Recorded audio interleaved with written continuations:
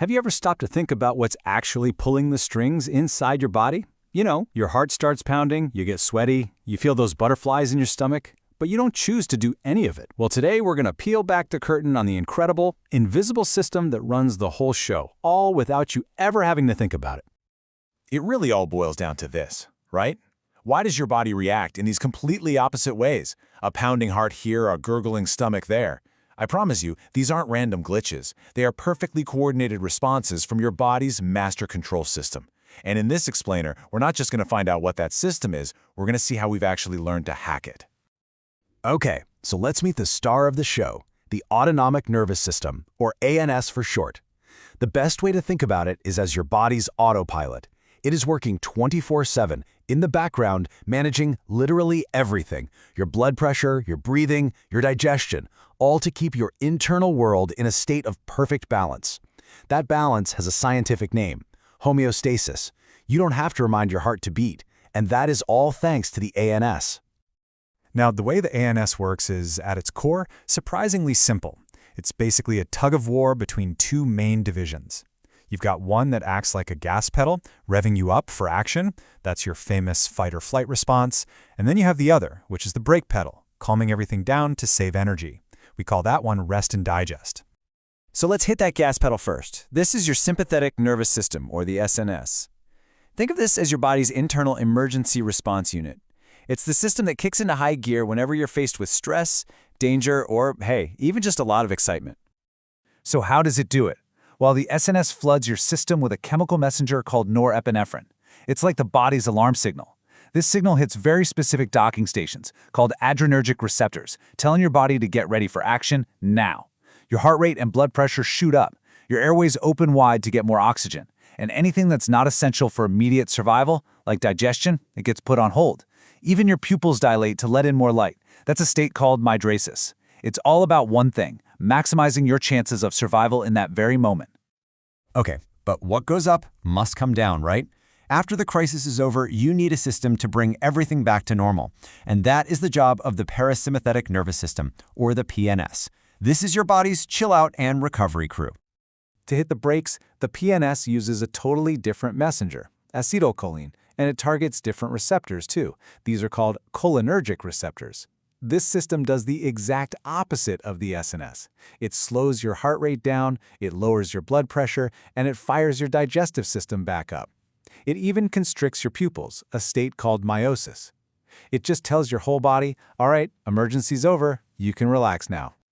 Now, this constant push and pull is amazing all by itself, but this is where things get really revolutionary. Because scientists and doctors understand this whole gas and brake system so well, we figured out how to create drugs that can intentionally take the wheel. We can literally hack our own biology. And the way these drugs work boils down to two really simple ideas. First, you have mimetics. These drugs, also called agonists, mimic a system. They basically act like a key to turn it on. Then you have lytics, or antagonists. They do the opposite. They block a system. They jam the keyhole, turning it off. So, you can mimic the gas pedal or block it. You can mimic the brake or block it. And just like that, doctors have 4 incredibly powerful ways to intervene.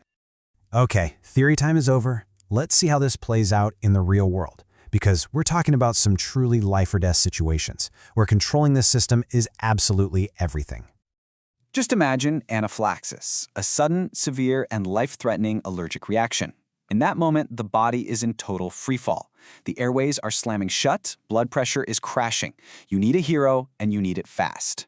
Well, that hero is epinephrine, a seriously powerful drug that mimics the fight or flight system. Epinephrine is amazing because it launches this coordinated 3-pronged attack all at once. First, as a beta-2 agonist, it forces the airways back open so you can breathe. At the same time, as a beta-1 agonist, it kickstarts the heart, making it beat stronger and faster. And finally, as an alpha-1 agonist, it squeezes the blood vessels to bring that crashing blood pressure right back up. It is the ultimate sympathomimetic. It mimics the fight-or-flight system to pull someone back from the brink. But what if the problem isn't that your fight-or-flight system is too weak, but that it's stuck in overdrive? Sometimes you don't need to step on the gas, you need to take your foot off of it. That is where adrenergic blockers or sympatholytics come into play. They block the SNS. And the most famous of these are by far the beta blockers. You can usually spot them because their names end in lol, like propranolol. Doctors prescribe them all the time for things like high blood pressure or even performance anxiety because they work by blocking norepinephrine and lowering your heart rate. But, and this is a big but, there's a crucial catch. Remember how the fight-or-flight system opens your airways? Well, if you block that system, it can be really dangerous for someone who has asthma. Okay, so we've seen how we can mimic or block the gas pedal. But what about the other side of the coin? When would doctors ever want to mess with the rest and digest system? Why would we want to do that? Well, let's talk about a condition called glaucoma. This is a disease where pressure builds up inside the eye, which can damage the optic nerve. And if it's left untreated, it can lead to blindness. So to treat it, doctors have to find a way to relieve that dangerous pressure. And understanding the details here is so critical because there are two main types. You have open-angle glaucoma, which is a slow, gradual disease. But then there's closed-angle glaucoma. This one is a sudden, extremely painful medical emergency. It can cause blindness in just a matter of days. So in that situation, you need a solution and you need it to work fast. And the solution is to go back to our toolkit and mimic the parasympathetic system. Remember how the PNS constricts the pupil? A drug like pilocarpine does exactly that. It's what we call a cholinergic agonist. By making the pupil smaller, it physically opens up the little drainage channels inside the eye. That lets the trapped fluid escape, and it rapidly lowers that dangerous pressure. It's a perfect example of hacking the rest and digest system to save someone's sight. So let's bring it all together in one final face-off. On one side, you have the SNS, the fight-or-flight system, jacking up heart rate, dilating your pupils, opening your airways. On the other side, the PNS, the rest and digest system, doing the complete opposite for every single one. They are in this constant, beautiful, dynamic dance. And after all that, the gas pedal, the brake pedal, the mimics, the blockers, what is the goal of this entire incredibly complex system? You know what? It's just one thing: balance, homeostasis. It's a never-ending dance between the gas and the brake, making sure your body has exactly what it needs for any situation life throws at it.